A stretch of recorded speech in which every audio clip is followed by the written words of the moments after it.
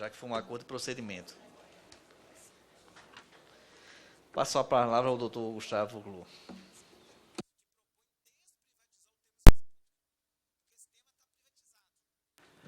Excelentíssimos senhores deputados, boa tarde. Nosso presidente, doutor Maurício, demais presentes. Primeiro, gostaria de registrar que é uma enorme honra estar sendo convocado por essa comissão. Está vindo aqui ser ouvido nessa casa onde se discute a democracia, o futuro do povo brasileiro, para ter oportunidade de falar sobre esse projeto de lei que tem por objetivo impor um teto remuneratório para a atividade notarial, né? E aí, eu gostaria de utilizar como guia, para tecer as minhas breves considerações, e acho que isso é extremamente relevante para que a gente entenda qual é a lógica que subjaz por detrás do projeto de lei.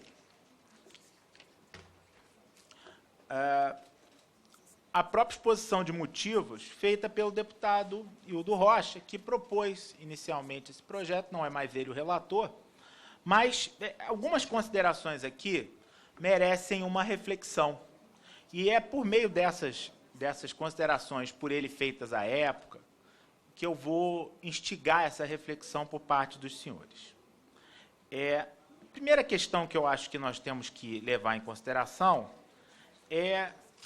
que é da sabença de todos os presentes, que o regime da atividade notarial no Brasil é um regime exercido mediante delegação. Essa delegação ela ocorre atualmente por meio de concurso de provas e títulos, e os delegatários, a partir do momento que são aprovados nesse concurso de provas e títulos, decidem optar por assumir uma serventia, são nomeados e passam a exercer essa atividade em caráter privado. Um aspecto muito relevante em relação a essa assunção da atividade em caráter privado foi debatido recentemente, e aí vou contar uma historinha lá do meu estado, na aula do professor Daniel Sarmento, na qual se debateu a ordem econômica na Constituição. Aula essa que fez com que ele lograsse a nomeação como professor de direito titular de direito constitucional na Universidade do Estado do Rio de Janeiro. E ele abriu a aula dele, né, brilhante como sempre, professor Daniel Sarmento, discutindo qual era, do ponto de vista da orientação do artigo 170 da Constituição da República, o regime econômico a ser adotado no Brasil. E ele chegou a duas conclusões perfeitamente válidas. A primeira delas é que nós não poderíamos assumir, na nossa ordem econômica atual no Brasil, um regime que fosse exclusivamente, puramente liberal. Não seria possível abolir na Constituição de 88 o Estado Social.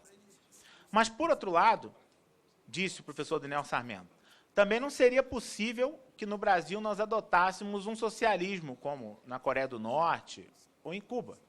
O nosso regime é um regime que será sempre um regime misto, um regime onde haverá direitos sociais, onde haverá uma presença importante e relevante do Estado, mas haverá, sim, um prestígio à iniciativa e às atividades desenvolvidas pelos particulares. Então, nós vamos conviver com esses dois mundos. Esse é o regime preconizado pelo artigo 170 da Constituição da República. Disse lá com toda a propriedade, professor Daniel Sarmento, de uma forma completamente convincente. É com isso que nós vamos viver.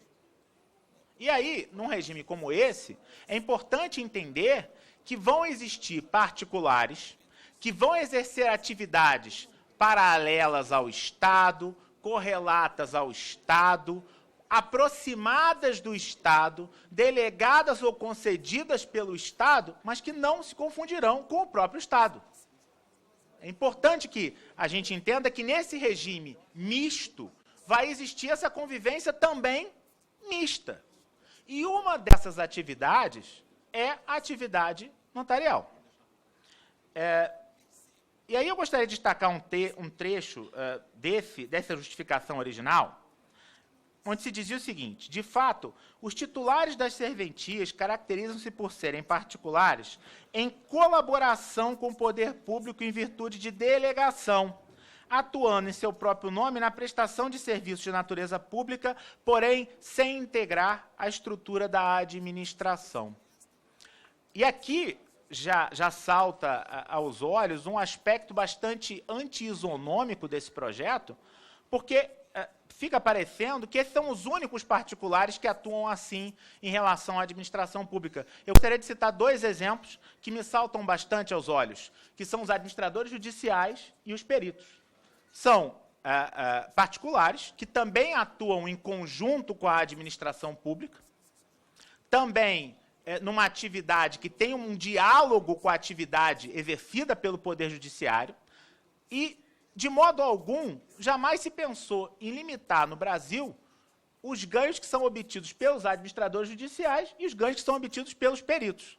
Então, parece um pouco, usando uma expressão da língua inglesa que está em moda, um shopping around meio sem sentido. Ó.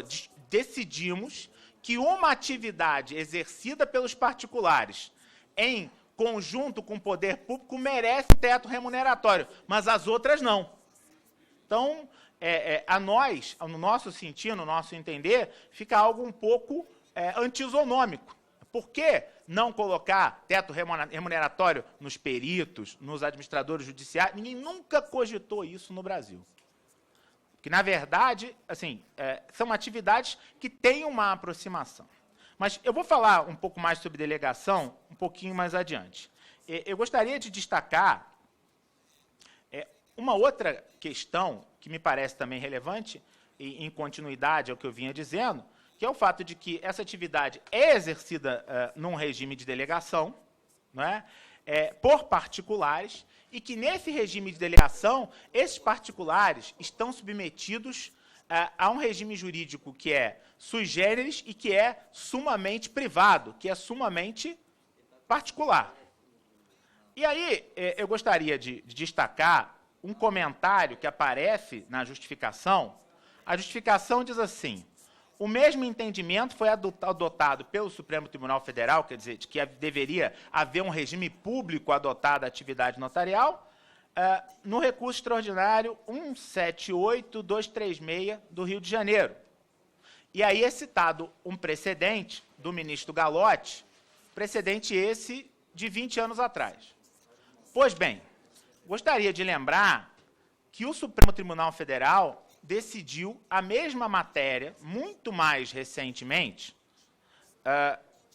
no julgamento do recurso extraordinário 443.089, em sentido bastante distinto desse precedente que é comentado na justificação e que é um precedente de 20 anos atrás. O Supremo Tribunal Federal, recentemente, ao julgar o recurso extraordinário 443.089, afastou para os titulares de serventias a aposentadoria compulsória.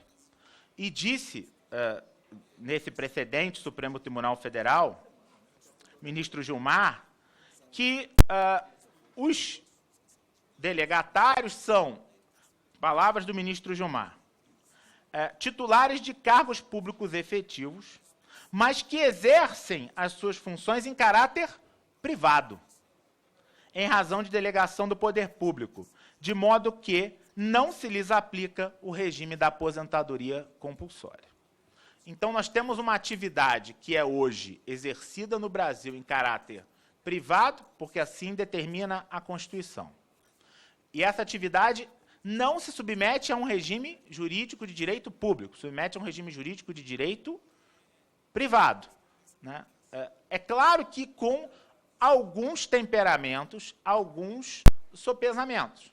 E aí, eu acho que também seria bastante proveitoso eu lembrar que, nesse projeto, não se tomou o cuidado de realizar uma harmonização entre essa limitação que existiria na remuneração da atividade exercida pelos notários e a Lei 10.169 de 2000, que é uma lei federal que tem por objetivo regular critérios para que os estados estabeleçam, fixem os seus emolumentos. Então, não se fez essa harmonização. Agora, por que eu estou citando esse diploma legal? Porque, além de eu estar lidando com uma atividade que é delegada a particulares em razão do regime constitucional, e de uma atividade que é considerada privada em razão de decisão recente prolatada pelo Supremo Tribunal Federal, eu tenho uma atividade cuja delegação é estadual.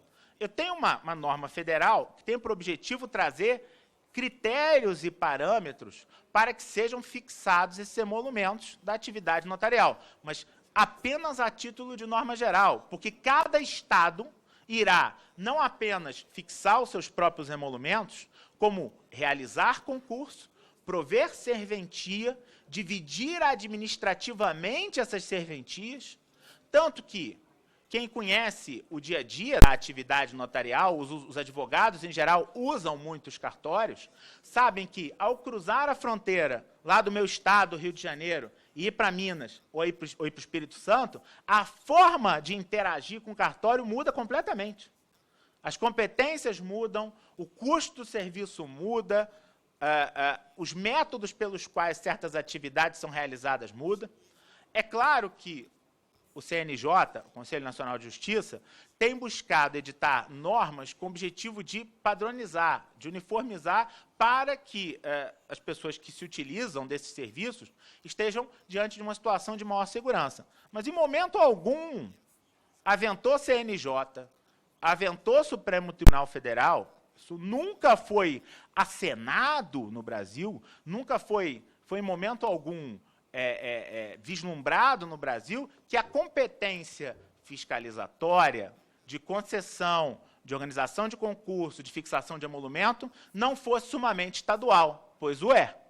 Não, a União Federal não tem, de modo algum, possibilidade de ter uma ingerência sobre essas atividades. Do que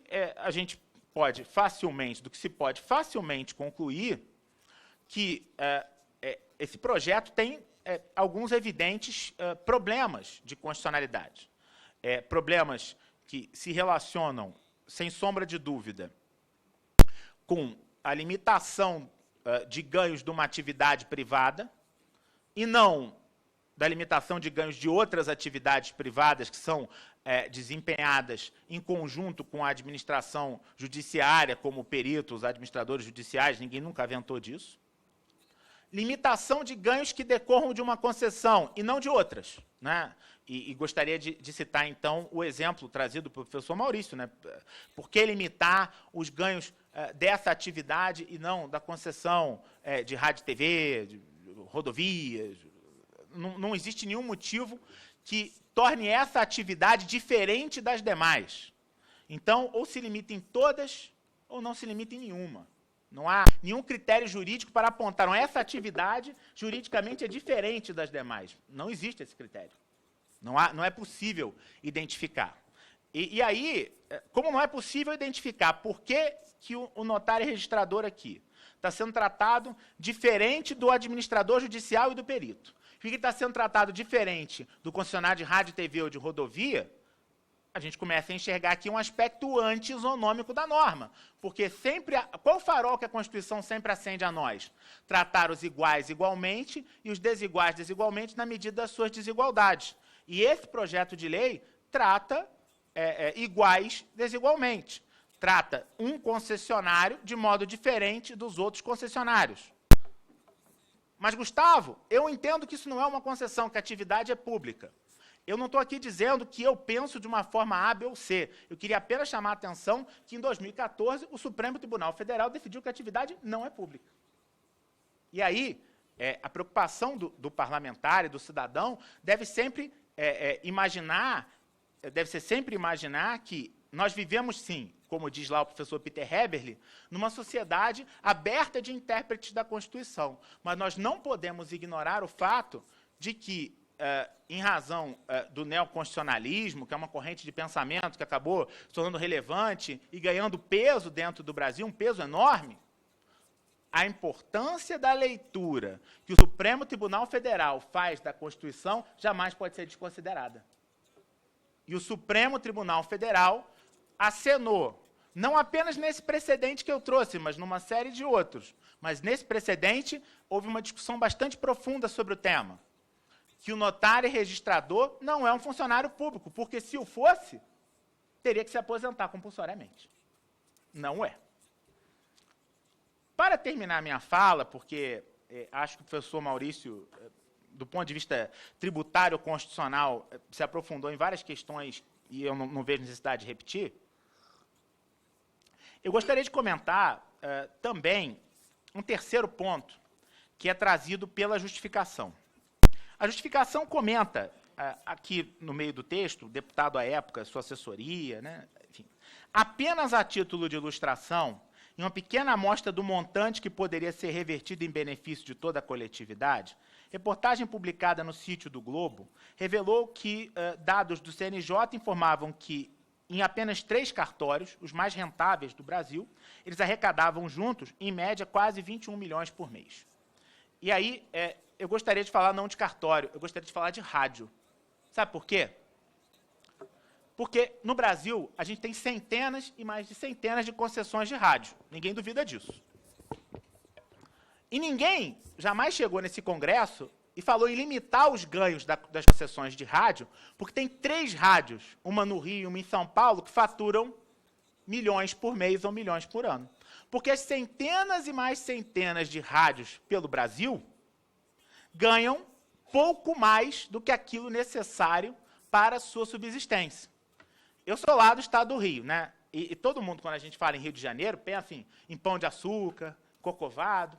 Só que o meu estado tem 92 municípios. E quem não é do meu estado, duvido que saiba mais do nome de mais de 10. Porque a maior parte são aqueles pequenos municípios, com 8 mil habitantes, 10 mil habitantes, que mal se sustentam. A imensa maioria desses municípios tem uma rádio.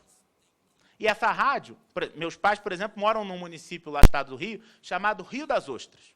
Esse município tem uns 35 mil habitantes. E tem lá 2 rádios. Essas 2 rádios que tem lá nesse município, elas mal se pagam. E ninguém nunca pensou em limitar o ganho de rádio no Brasil, porque a CBN fatura milhões. Pois é exatamente isso que acontece com as rádios, que acontece com a atividade notarial. O Brasil tem umas 12 mil serventias notariais, um pouquinho menos.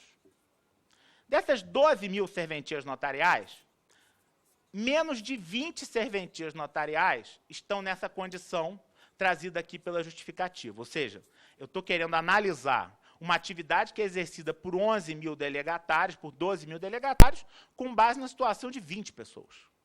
20 pessoas talvez faturem isso tudo.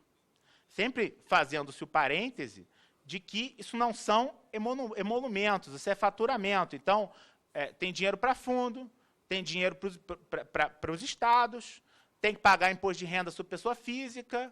Quer dizer, boa parte desses valores, possivelmente a maioria, é consumida na largada com tributação. Tá? Então, não queria nem me aprofundar muito nos números. Mas, novamente, o que nós temos aqui não é nem uma discussão jurídica, é uma discussão de teoria dos números e de teoria dos erros. Eu estou, a partir de uma situação que se verifica em relação a 3, 4, 20 pessoas, querendo discutir a situação de 11 mil pessoas. Isso não tem lógica. Estou pegando a exceção da exceção da exceção para debater a regra. Novamente, qual o princípio constitucional que está sendo violado aqui? O princípio da isonomia. Existe uma serventia no Rio ou em São Paulo que, por razões absolutamente aleatórias, se tornou extremamente lucrativo. O que a Corregedoria do Tribunal de Justiça desse Estado pode e deve fazer? A partir do momento que esse notário não mais ocupar essa serventia, porque faleceu ou se aposentou, divide a serventia. É isso. Tem serventia no Rio que dá... Essa que todo mundo conhece, quando o titular se aposentar ou falecer, essa que dá milhões que todo mundo fala, o que o Tribunal de Justiça do Rio vai fazer com essa serventia? Vai dividir em 10. Mas esse dever... Presidente, mais um minutinho. Esse dever... Pode continuar. Claro. Esse dever de administração judiciária é de cada um dos Estados membros da federação. Não é a lei